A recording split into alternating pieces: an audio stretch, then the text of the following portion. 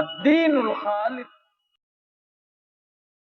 إن الحمد لله نحمده ونستعينه ونستغفره ونؤمن به ونتوكل عليه ونعوذ بالله من شرور أنفسنا ومن سيئات أعمالنا. من يهده الله فلا مضل له ومن يضلل فلا هادي له. وأشهد أن لا إله إلا الله وحده لا شريك له وأشهد أن محمدا عبده ورسوله أرسله بالحق بشيرا ونذيرا بين يدي الساعة. من يطع الله ورسوله فقد رشد ومن يعصهما فإنه لا يضر إلا نفسه ولا يضر الله شيئا. أما بعد فإن خير الحديث كتاب الله وخير الهدي هدي محمد صلى الله عليه وسلم وشر الأمور محدثاتها وكل محدثة بدعة وكل بدعة ضلالة وكل ضلالة في النار. فأعوذ بالله السميع العليم من الشيطان الرجيم. بسم الله الرحمن الرحيم. والقرآن المجيد بل عجبوا أن جاءهم منذر منهم فقال الكافرون هذا شيء عجيب أإذا متنا وكنا ترابا ذلك رجع بعيد قد علمنا ما تنقص الأرض منهم وعندنا كتاب حفيظ بل كذبوا بالحق لما جاءهم فهم في أمر مريج. أولم ينظروا إلى السماء فوقهم كيف بنيناها وزيناها وما لها من فروج والأرض مددناها وألقينا فيها رواسي وأنبتنا فيها من كل زوج بهيج تبصرة وذكرى لكل عبد منيب. ونزلنا من السماء ماء مباركا فأنبتنا به جنات وحب الحصيد والنخل باسقات لها طلع نضيد رزقا للعباد وأحيينا به بلدة ميتا كذلك الخروج. وقال جل وعلا بسم الله الرحمن الرحيم. ألف لام ميم أحسب الناس أن يتركوا أن يقولوا آمنا وهم لا يفتنون. ولقد فتنا الذين من قبلهم فليعلمن الله الذين صدقوا وليعلمن الكاذبين. मोहतरम बुजुर्गों, नौजवान साथियों, अजीज माँ और बहनों, अल्लाह सुब्हानहू व तआला के साथ उसमें ज़न रखना, अल्लाह से अच्छी तवक्को और अच्छी उम्मीद व्यवस्था करना, ये हमारे ईमान का एक हिस्सा है। जब देखे बंदे मोमिन का ईमान उस वक्त तक पुख्ता और मुकम्मल नहीं हो सकता जब तक वो अल्लाह सुब्हानहू व तआला के साथ उसमें ज़न रखे, अच्छी उम्मीद रखे और दुनिया में जो मसाइल मुश्किलात दरपेश है उसके बारे में अल्लाह से ये तवक्को रखे कि सारी मसाइल और मुश्किलात को दूर करने पर अगर कोई कादिर है तो वो सिर्फ और सिर्फ कादिर मुतलक अल्लाह रब्बुल इज्जत व जलाल की ज़ात है। बल्कि अकीदा के बुनियादी मसाइल में से एक है कि इंसान अपने वक्त के साथ अपना ताल्लुक अच्छा रखे और हमेशा उससे अच्छी उम्मीद रखे। इसीलिए حضرت عبداللہ ابن مسعود رضی اللہ تعالیٰ عنہ کہتے تھے کہ ما اعطی عبد خیرا من حسن الظن باللہ سبحانہ وتعالی، کہ بندوں کو اللہ کے ساتھ اچھی توقع، اچھی امید اور حسن ظن سے بہتر کوئی چیز نہیں دی گئی۔ ہر بندے کو جو سب سے بہتر چیز اللہ کی طرف سے دی گئی ہے، جو مسائل و مشکلات میں اس کے لیے ایک دوا کا کام کرتا ہے، وہ کیا ہے؟ وہ اللہ کے ساتھ اچھی امید اور حسن ظن ہے۔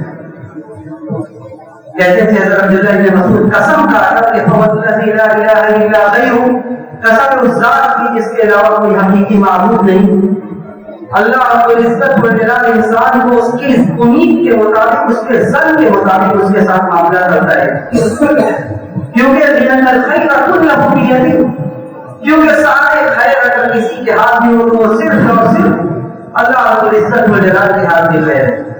اللہ کے علاوہ خیر کسی کے ہاتھ میں نہیں ہے۔ خیر کیا ہے، شر کیا ہے، یہ اللہ کے علاوہ کوئی نہیں جانتا۔ اور اسی لیے نبی علیہ الصلوۃ والسلام نے یہی نصیحت کی لوگوں کو کہ اللہ کے ساتھ حسن ظن رکھو، اللہ کے ساتھ حسن ظن رکھو۔ بلکہ آپ نے اللہ کا یہ فرمان لوگوں کو سنایا کہ الا ان ظنی عبدی بی، کہ اللہ رب العزت والجلال نے یہ کہا ہے کہ میں لوگوں کے گمان کے مطابق ان کے ساتھ ہوں۔ اگر لوگ میرے ساتھ اچھا گمان رکھتے ہیں، انسان نبی خیرا فلہ و انسان نبی شرا فلہ، اگر لوگ میرے مجھ سے اچھی امید وابستہ کرتے ہیں، مجھ سے اچھی توقع رکھتے ہیں، تو میں اسی اچھی امید کے مطابق ان کے ساتھ معاملہ کرتا ہوں۔ اور اگر لوگ مجھ سے بدگمانی کرنے لگتے ہیں، اگر لوگ میرے بارے میں حسن ظن نہیں رکھتے ہیں، تو پھر میں ویسے ہی معاملہ ان کے ساتھ کرتا ہوں۔ وہ امام احمد نے اپنی مسند میں ایک روایت ذکر کی ہے کہ حضرت واثلہ ابن الاسقع جو کہ صحابی ہیں، ان کے ساتھ ایک تابعی حیان ابو النضر نامی ایک تابعی کہتے ہیں کہ ہم واثلہ ابن الاسقع کو لے کر ابو الاسود الجرشی نامی ایک دوسرے تابعی تھے، ان کے زیارت کے لیے گئے۔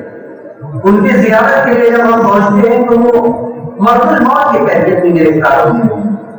کہتے کہ ہم لوگ جب پہنچتے ہیں واثلہ کو لے کر رضی اللہ تعالیٰ عنہ، تو جب ابو الاسود کو یہ خبر لگتی ہے کہ ایک صحابی رسول میری زیارت کے لیے آئے ہیں، تو کہتے ہیں کہ ابو حیان ابو النضر کہ یہ ابو الاسود واثلہ رضی اللہ تعالیٰ عنہ کا دایاں ہاتھ تھام لیتے ہیں، دایاں ہاتھ لے کر اپنی آنکھ پر اور اپنے جسم پر ملنے لگتے ہیں۔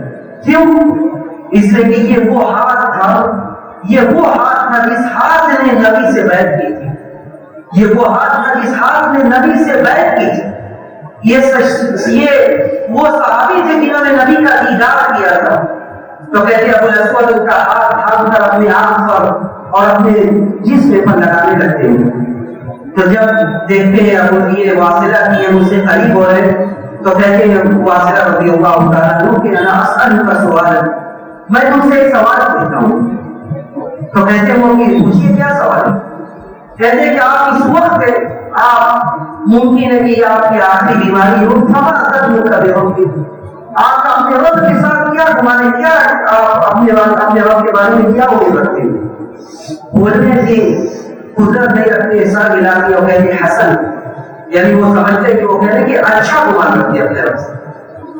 تو حضرت واثلہ رضی اللہ تعالیٰ عنہ جو صحابی ہوتے ہیں تو وہ کہتے ہیں ابشر، بشارت ہو تمہارے لیے، خوشخبری ہو۔ جو آدمی یہ گمان رکھتا ہے، اللہ سے اچھی امید رکھتا ہے، تو اللہ رب العزت والجلال نے انہوں نے یہی حدیث پڑھ کر سنائی کہ اللہ سبحانہ وتعالیٰ یہ کہتا ہے کہ انا عند ظن عبدی بی، میں بندوں کے گمان کے مطابق اس کے ساتھ ہوں، فلیقل بی ما شاء، بندہ کیسا چاہے ویسا وہ میرے ساتھ گمان کرے۔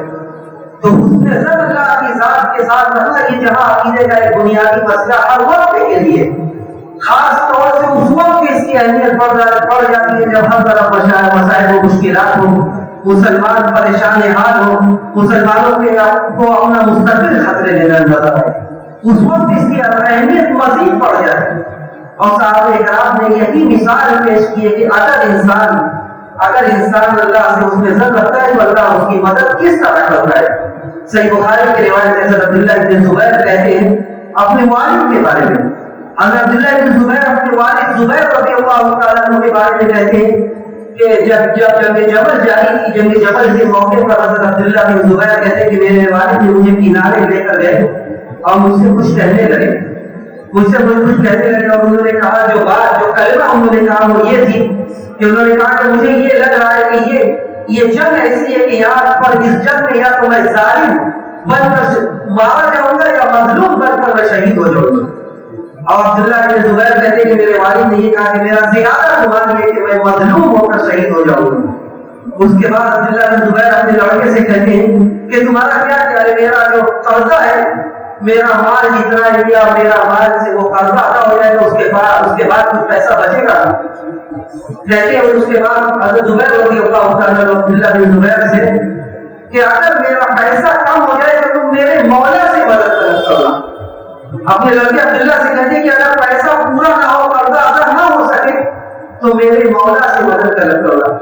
عبداللہ بن زبیر کہتے ہیں کہ میں سمجھ نہیں سکا کہ کس کے بارے میں بات کر رہے ہیں، کون ہے ان کا مولا جس سے میں پیسے کے سلسلے میں مدد طلب کر کر اپنے والد کا قرضہ ادا کروں۔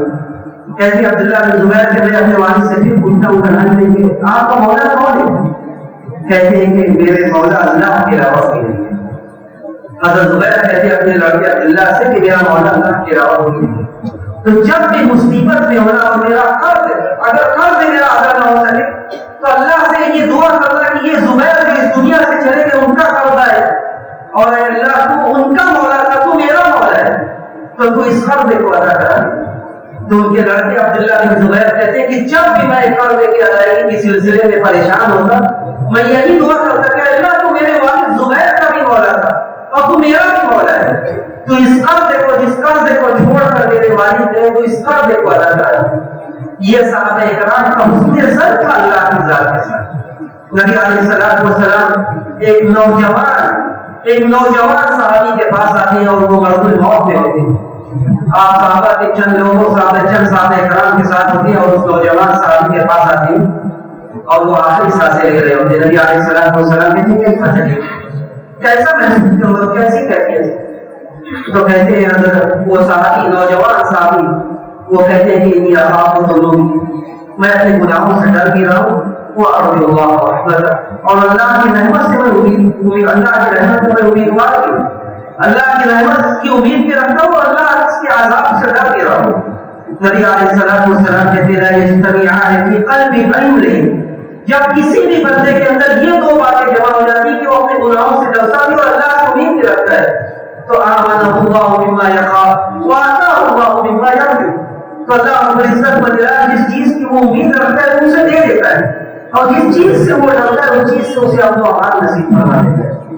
تو اللہ کے ساتھ اس میں ظن رکھتا ہے، یہ اس وقت کا بہت بڑا تقاضا ہے۔ حالات ایسے ہیں یا حالات اس امت میں کیسے کیسے آئے، لیکن اللہ کی ذات ہی تھی جس نے اس دین کو اور اس مذہب کو بچا کر رکھا۔ علامہ ابن القیم کہتے ہیں کہ لیکن اس میں ظن اللہ کی ذات کے ساتھ کون کرے، اللہ کی ذات کے ساتھ اس کے لیے اللہ توفیق ہوگی کہ وہ اللہ سے اس میں ظن رکھے۔ کہتے لا ریب ان حسن الظن باللہ انما یکون بالاحسان، اس میں کوئی شک و شبہ نہیں ہے کہ اللہ سے اس میں ظن وہی آدمی رکھے گا جو نیکوکار ہوگا۔ فإن المحسن حسن الظن بربہ، کیونکہ جب نیک انسان ہوتا ہے نیکی پر اپنی زندگی گزارتا ہے، مسائل و مشکلات میں وقت وہ اللہ سے اچھی توقع رکھتا ہے اور وہ یہ امید رکھتا ہے کہ یجازیہ بإحسانہ، کہ اللہ رب العزت وجلال اس کے نیکیوں کو ضائع نہیں کرے گا بلکہ اس کے نیکیوں پر اسے اچھا بدلہ دے گا، وَيَقْبَلَ تَوْبَتَهُ، اور اس کی توبہ کو قبول کرے گا، اور اس کو معاف کر دے گا، جو گناہ ہے اس کو بھی معاف کر دے گا۔ لیکن جو اس آدمی کی زندگی سیئات کے ساتھ گزر رہی ہے اللہ اسے یاد نہیں رہتا، اللہ اسے صرف مسائل و مشکلات کے وقت یاد آتا ہے۔ تو علامہ ابن القیم کہتے ہیں کہ وَإِنَّ الْفَاسِقَ وَالْفَاجِرَ، جو فاسق و فاجر بندہ ہوتا ہے، جو گناہوں میں منہمک ہوتا ہے، گناہوں میں ڈوبا ہوا ہوتا ہے، المصر علی المحارم، جو محرمات پر اڑا ہوا ہوتا ہے، بزد ہوتا ہے محرمات پر، تو یہ محرمات، یہ ظلم و زیادتی، یہ ساری چیزیں تمنع العبد من حسن الظن باللہ، یہ ساری چیزیں اس کو اللہ کے ساتھ اس میں ظن رکھنے سے محروم کر دیتی۔ اس کے بعد جب مسائل و مشکلات کا وقت ہوتے ہیں وہ ڈرنے لگتا ہے، خوف آتا ہے، اس لیے کہ گناہوں کی سنبھال کے ساتھ وہ زندگی گزار رہا ہے، اللہ کی ذات کے اوپر اس کی کوئی توقع نہیں، وہ ڈرتا ہے صرف۔ جیسے اللہ یہ بڑی بہترین مثال دیتے ہیں کہ جیسے ایک غلام ہے جو بھگا ہے، جو اپنے مال مالک کی اطاعت سے نکل چکا ہے، جو بھاگ چکا ہے، وہ اپنے مالک سے اس میں زد نہیں رکھتا. وہ یہ سوچتا ہے کہ اگر مالک کے پاس واپس لوٹ کر آئے تو مالک زد و خوف کرے گا، ظلم و ستم کرے گا، کیونکہ میں اس کی اطاعت سے نکل چکا ہوں. تو اللہ نے مل کہا اسی طرح جب نیک بندہ ہوتا ہے تو اللہ سے ہمیشہ اچھی توقع رکھتا ہے، اچھی امید رکھتا ہے. لیکن جو بد ہوتا ہے، جو گناہوں پر اڑا ہوا ہے، جب حد سے زیادہ مسائل مشکلات ہوتی ہے تب اس کو اللہ یاد آتا ہے. تو ایسا بندہ اللہ سے معافی کی اس پہ عزت رکھتے ہیں کہ اس کو توفیق ہی نہیں ملتی. تو یہ عقیدہ کا ایک بنیادی مسئلہ ہے اور وقت کا ایک اہم تقاضا ہے کہ ہم سب اپنا حوصلہ نہ کھو کر اللہ کی ذات سے توقع رکھیں، اچھی امید رکھیں، حسن ظن رکھیں. کیونکہ یہ دین وہ دین تھا جو اس دین کو اللہ رب العزت والجلال نے اپنے بندوں کے لیے منتخب کیا، اور اس دین کے بعد یہ اعلان کر دیا کہ اب اسلام کے علاوہ کسی دین کو بھی پسند نہیں کیا جائے گا. وَمَن يَبْتَغِ غَيْرَ الْإِسْلَامِ دِينًا فَلَن يُقْبَلَ مِنْهُ. تو ایسا نہیں ہو سکتا کہ اللہ رب العزت والجلال اس دین کے ماننے والوں کو، اس دین کے ماننے والوں کو جو دنیا سے مٹا دے گا، اس دین کے ماننے والوں کو پریشانی دے بیان مددگار چھوڑ. بلکہ اللہ رب العزت والجلال کی اللہ رب العزت والجلال کی حکمت ہے. وَنَبْلُوكُم بِالشَّرِّ وَالْخَيْرِ فِتْنَةً وَإِلَيْنَا تُرْجَعُونَ. ہم کبھی خیر کے ذریعے، کبھی شر کے ذریعے ہم لوگوں کو آزماتے رہتے ہیں. وَإِلَيْنَا تُرْجَعُونَ. اور تم سب کا لوٹ کر ہمارے پاس آنا ہے. اور اسی لیے صحابہ کرام نے جب پوچھا تھا کہ سب سے زیادہ ابتلا اور آزمائش کس کو ہوتی ہے اللہ کے رسول، تو آپ نے فرمایا تھا کہ الانبیاء ثم الامثل فالامثل. سب سے زیادہ آزمائش جو انبیاء کی سب سے برگزیدہ جماعت اس دنیا میں تھی، سب سے زیادہ آزمائش اگر کسی کو تو انبیاء کی جماعت ہوئی. ثم الامثل فالامثل. پھر جو زیادہ نیکوکار جو کی آزمائش اسی قدر ہوئی. اس کے بعد نبی علیہ الصلوۃ والسلام نے فرمایا کہ وَإِنَّ الرَّجُلَ لَيُبْتَلَىٰ عَلَىٰ حَسَبِ دِينِهِ. بلکہ انسان اللہ کی حکمت دیکھے کہ انسان کو اللہ سبحانہ و تعالیٰ اس کے دین کے حساب سے آزماتا ہے. فَإِنْ دِينُهُ صُلْبًا اشْتَدَّ بَلَاؤُهُ. اگر اس کا دین کے معاملے میں ٹھوس ہے، پختہ ہے، مضبوط ہے تو اس کی آزمائش اسی قدر زیادہ ہوتی ہے. وَإِنْ كَانَ فِي دِينِهِ رِقَّةٌ. اگر وہ دین کے معاملے میں نرم ہے، ہلکا ہے، فَيُبْتَلَىٰ عَلَىٰ حَسَبِ دِينِهِ. تو اسے اسی قدر آزمایا جاتا ہے. فَمَا يَبْرَحُ الْعَبْدُ بِالْبَلَاءِ. یہاں تک کہ برابر اللہ سبحانہ و تعالیٰ آزماتا رہتا ہے. حتیٰ یترکہ یمشی علی الارض وما علیہ خطیہ. یہاں تک کہ وہ زمین پر ایسے چلتا ہے کہ گناہوں سے اسے بالکل پاک و صاف کر دیا جاتا ہے. تو یہ اللہ کی حکمت ہے کہ وہ آزماتا رہتا ہے. اور یہ پوری نبیوں کی زندگی، حضرت ابراہیم علیہ السلام کی زندگی، حضرت ابراہیم علیہ السلام کا حسن ظن دیکھیے اور ان کی آزمائش دیکھیے. پوری قوم مخالف، یہاں تک کہ گھر کے لوگ بھی مخالف، گھر کے لوگ مخالف ہے. آگ تیار کی جاتی ہے، آگ میں ڈالنے کی کوشش کی جاتی ہے، بلکہ ڈال دیا جاتا ہے. لیکن اس کے ساتھ دیکھیے صرف یہی جملہ زبان سے ادا ہوتا ہے کہ حسبنا اللہ ونعم الوکیل. اللہ ہمارا کارساز وہی کافی ہے. اور یہی اس دنیا میں مومن کے اور ایک مسلمان کے لیے یہی حقیقت ہے کہ اللہ کے علاوہ وہ چاہے جس در پر جھکے کوئی اس کی مدد نہیں کر سکتا. مدد کرنے والا اس روئے زمین پر کوئی ہے تو صرف اور صرف اللہ سبحانہ و تعالیٰ کی ذات. حضرت ابراہیم علیہ السلام نے اس وقت یہ کہا تھا کہ اللہ ہمارا کارساز ہے، وہ وکیل ہے، ہمارا وہ مولا ہے. اللہ سبحانہ و تعالیٰ ان کے اس حسن ظن کا کیا نتیجہ دیتا ہے، انہیں کیا بدلہ دیتا ہے. آگ سے مخاطب ہوتا ہے، کہتا ہے یا نار کونی بردا وسلام علی ابراہیم. اے آگ کو ٹھنڈی اور سلامتی والی ہو جا. جس آگ کو ہوا کے حوالے انہیں کیا گیا تھا وہ آگ ان کے لیے ٹھنڈی اور سلامتی والی ہو جاتی ہے. حضرت موسیٰ علیہ السلام جس فرعون کے ظلم و ستم کی مثال دی جاتی ہے، ایک طرف فرعون ہے ایسا دشمن کہ اگر اس کے ہاتھ آ گئے موسیٰ اور ان کی قوم وہ چھوڑنے والا نہیں تھا، اور دوسری طرف ٹھانے والا تھا وہ سمندر. حضرت موسیٰ علیہ السلام کی قوم کہتی ہے کہ اب ہم پکڑے جائیں گے، اِنَّا لَمُدْرَكُونَ. اب ہمیں پکڑ لیا گیا، اب کوئی ہمارے لیے حامی اور ناصر و مددگار نہیں. حضرت موسیٰ علیہ السلام کو انتظار دیکھی کہتے ہیں کہ اللہ اِنَّ مَعِيَ رَبِّي سَيَهْدِينِ. ہمارے ساتھ اللہ ہے، ہمارے ساتھ اللہ ہے. اللہ ہمارا کارساز ہے، وہی راستہ دکھلائے گا. اللہ رب العزت کو فرعون اور اس کے لشکر اور پوری آبادات کے ساتھ جس قدر غرور تھا، انہیں سارے غرور کے ساتھ انہیں سمندر میں غرق کر دیتا ہے، ڈبو دیتا ہے اور موسیٰ اور ان کی قوم کو بچا دیتا ہے. حضرت یوسف علیہ السلام کو دور کیا جاتا ہے ان کے چہیتی اولاد سے. اس کے بعد حضرت یوسف علیہ السلام کو پہلے زندگی کے ابتدا سے ہی کنویں کے حوالے کر دیا جاتا ہے یہ سوچ کر کہ یہی سورج ڈوب جائے گا، لیکن اللہ رب العزت و جلال کنویں سے نکال کر بادشاہ بنا دیتا ہے۔ اس کے بعد اس نے ضرب کے زندگی میں کبھی بھی کم نہیں ہوتا، جب اولاد ہو جاتی ہے اپنے دوسرے اولادوں سے مخاطب ہوتی ہے، کہتے یا بنی اذهبوا فتحسسوا من یوسف واخیہ ولا تیأسوا من روح اللہ، اللہ سے نا امید مت انہ لا ییأس من روح اللہ الا القوم الکافرون۔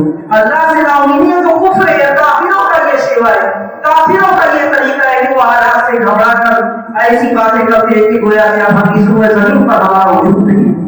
تو انبیاء کی ہمارے نبی کی زندگی آپ پڑھیے اور اندازہ کیجیے کہ ابتلا آزمائش اختبارات کا یہ زندگی کے کسی بھی پڑاؤ سے نہیں ٹوٹا۔ وہ سرزمین جہاں آپ نے آنکھیں کھولی، جہاں آپ نے جوانی کی ابتلا کی، اور وہ سرزمین تھی جو اس روئے زمین کی سب سے افضل و بہتر سرزمین، جہاں بیت اللہ و مسجد حرام تھا، اس سرزمین سے آپ کو نکالا گیا، اس سرزمین سے آپ کو نکالا گیا، آپ کے غم کا عالم کیا تھا۔ آپ نے مکہ کو مخاطب کر کے نکلتے ہو کہ یہ کہا تھا کہ انک لاحق بالبلاد میں کہ مکہ تو اس ہوئے زمین پر سب سے زیادہ محبوب ہے، سب سے زیادہ محبوب اس ہوئے زمین پر کوئی جگہ ہے تو ہے۔ لو لم یخرجونی ما خرجت منہ، اگر یہ لوگ مکہ والے مجھے نکالتے نہیں تو میں کبھی نکلتا نہیں، اگر یہ لوگ مجھے نکالتے نہیں تو میں کبھی نہیں نکلتا، لیکن نکلنے پر مجبور کیا گیا، بلکہ آپ کے جان کے پیچھے پڑے ہوئے تھے۔ وَإِذْ يَمْكُرُ بِكَ الَّذِينَ كَفَرُوا لِيُثْبِتُوكَ أَوْ يَقْتُلُوكَ أَوْ يُخْرِجُوكَ وَيَمْكُرُونَ وَيَمْكُرُ اللَّهُ وَاللَّهُ خَيْرُ الْمَاكِرِينَ کہ یہ لوگ یہ چاہ رہے تھے کہ آپ کو قتل کر دیں، آپ کو قید کر دیں۔ وَإِذْ يَمْكُرُ بِكَ الَّذِينَ كَفَرُوا، آپ کے لیے کافر چال چل رہے تھے تاکہ آپ کو قید کر دیں، آپ کو قتل کر دیں۔ وَيَمْكُرُونَ وَيَمْكُرُ اللَّهُ، اعلی اسلام کی چالیں ان کے سامنے تا قیامت جاری رہے۔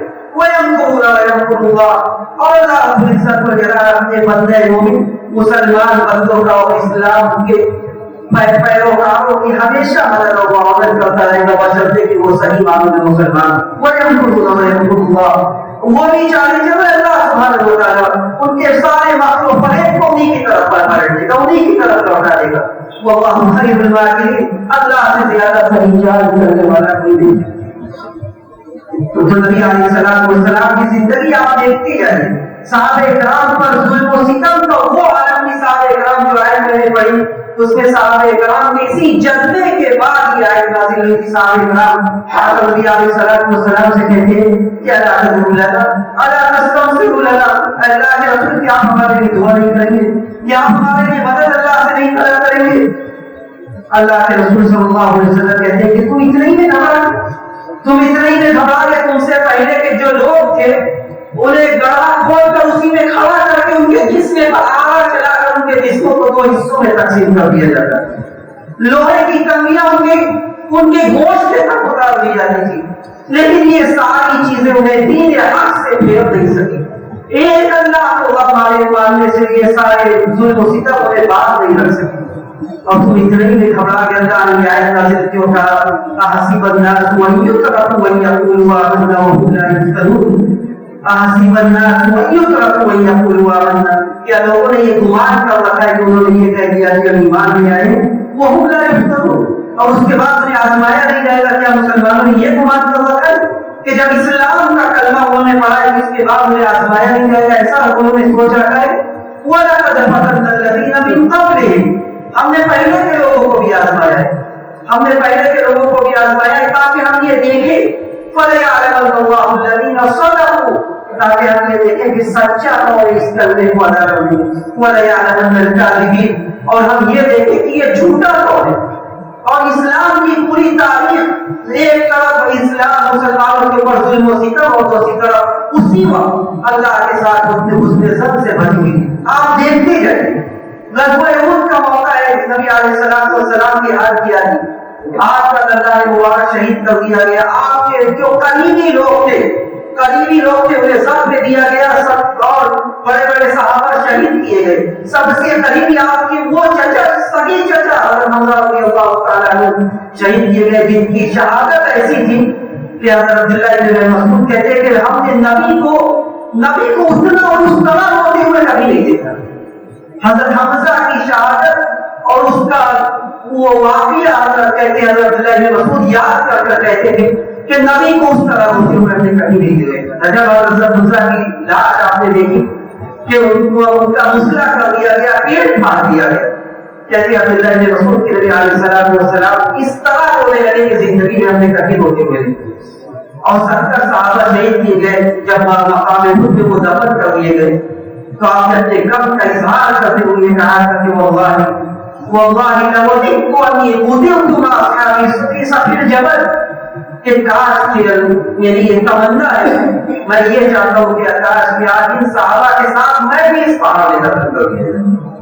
لیکن آپ نے اس وقت میں بھی حوصلہ نہیں ہو, اور اس وقت میں بھی آپ کا حوصلہ زن جب آپ غم دور ہوتا ہے آپ آگے بڑھتے ہیں, صحابہ اکرام سے کہتے سب لگاتے, صحابہ اکرام سے یہ کہا جاتا ہے کہ سب لگاتے, صحابہ اکرام سب لگاتے. اور اللہ کے رسول صلی اللہ علیہ وسلم لمبی دعا کرتے ہیں جو موجود ہے حدیث کی کتابوں میں, اور اس دعا میں اکثر لفظ اللہ کی تعریف کا ہوتا ہے.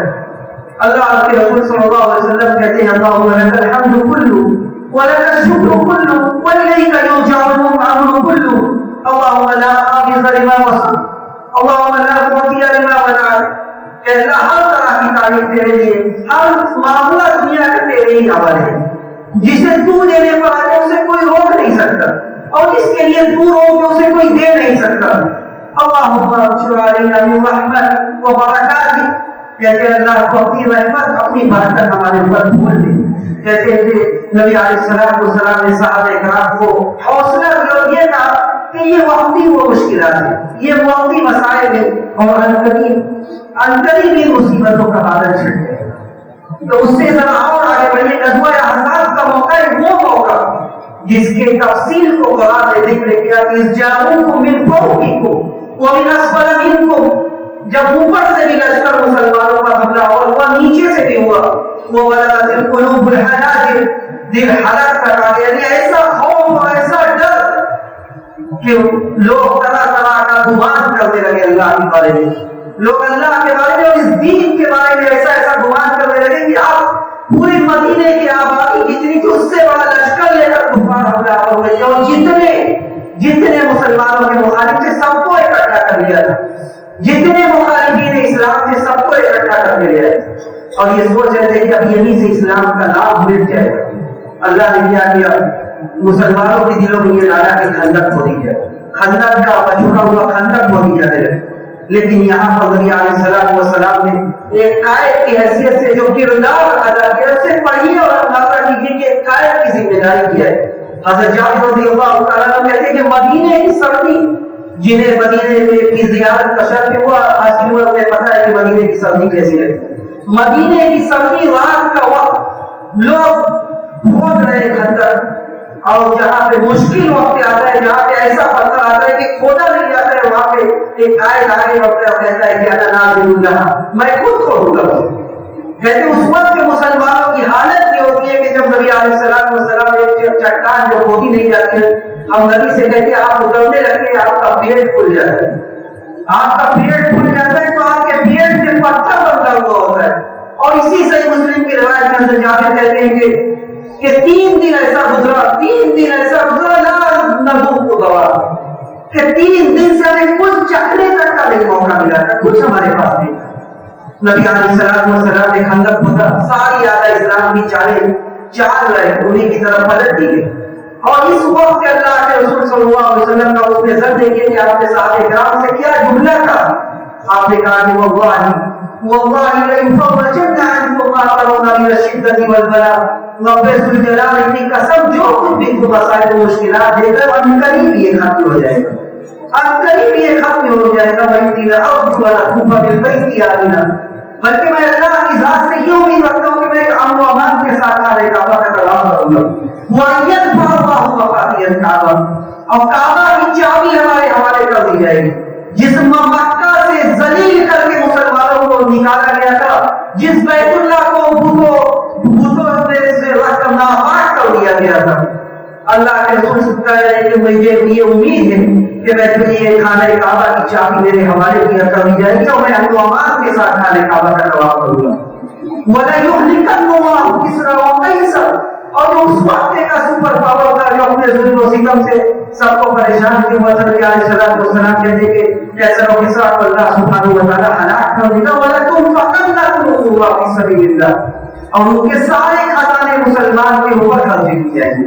یہ اس وقت کی بات تھی جب مسلمانوں کے خلاف پوری آبادی کی سارے لشکر تھے، اور جب منافقین یہ کہہ رہے تھے وَإِذْ يَقُولُ الْمُنَافِقُونَ وَالَّذِينَ فِي قُلُوبِهِم مَرَضٌ مَا وَعَدَنَا اللَّهُ وَرَسُولُهُ إِلَّا غُرُورًا، منافقین کا یہ شیوا ہے کہ ان کا ایمان پختہ نہیں ہوتا، جن کے دل میں نفاق ہوتا ہے، وہ مسائل و مشکلات کے وقت یہی کہتے ہیں کہ اللہ نے صرف دھوکہ کیا ہے ہمارے ساتھ، نعوذ باللہ اللہ کا وعدہ صرف دھوکہ ہے، جھوٹ ہے۔ لیکن مسلمان یہ کہہ رہے کہ وَلَمَّا رَأَى الْمُؤْمِنُونَ الْأَحْزَابَ قَالُوا هَذَا مَا وَعَدَنَا اللَّهُ وَرَسُولُهُ وَصَدَقَ اللَّهُ وَرَسُولُهُ وَمَا زَادَهُمْ إِلَّا إِيمَانًا وَتَسْلِيمًا۔ جب مسلمانوں نے دیکھا کہ پورا لشکر آ رہا ہے، انہوں نے کہا اسی کا تو اللہ نے وعدہ کیا ہے کہ اسلام کا کلمہ پڑھنے کے بعد ایسا نہیں ہے کہ زندگی میں آزمائش نہیں ہوگی، لیکن آزمائش کے وقت انسان حوصلہ رکھے، اللہ سے حسن ظن رکھے اور یہ امید رکھے اور اللہ سے دعا کرتے رہے کرتا رہے کہ یہ دین، یہ اللہ کا دین، اس دین کو ماننے والے یہ اللہ کے پیروکار ہیں، اور اس دین کو اللہ نے لوگوں کے لیے منتخب کیا ہے، اور اللہ کا یہ وعدہ ہے کہ اللہ یدافع عن الذین آمنوا، اللہ رب العزت والجلال کی مومنوں سے دفاع کرے گا، اللہ کے علاوہ کوئی حامی مناسب اور کوئی مددگار نہیں ہے۔ اس لیے اللہ سے حسن ظن رکھے، دین سے قریب ہو، اللہ کی ذات کے سامنے گر گرائے، مانگے، اپنے گناہوں پر نادم ہو، حالات کا یہی تقاضا ہے۔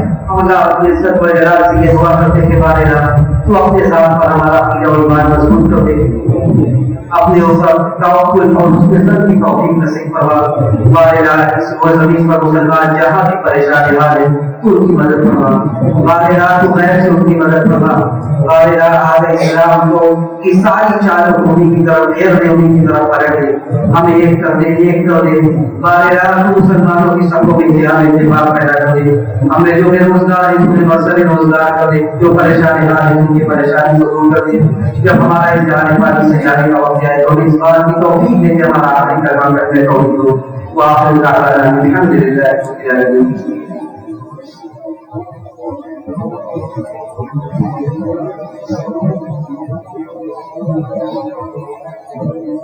الحمد لله على إحسانه وشكر له على توفيقه وامتنانه، وأشهد أن لا إله إلا الله تعظيما لشأنه، وأشهد أن محمدا عبد الله ورسوله والداعي إلى رضوانه، إن الله وملائكته يصلون على النبي يا أيها الذين آمنوا صلوا عليه وسلموا تسليما، اللهم صل على محمد وعلى آل محمد كما صليت على إبراهيم وعلى آل إبراهيم إنك حميد مجيد، اللهم بارك على محمد وعلى آل محمد كما باركت على إبراهيم وعلى آل إبراهيم إنك حميد مجيد، اللهم أعز الإسلام والمسلمين، اللهم أعز الإسلام والمسلمين وأذل الشرك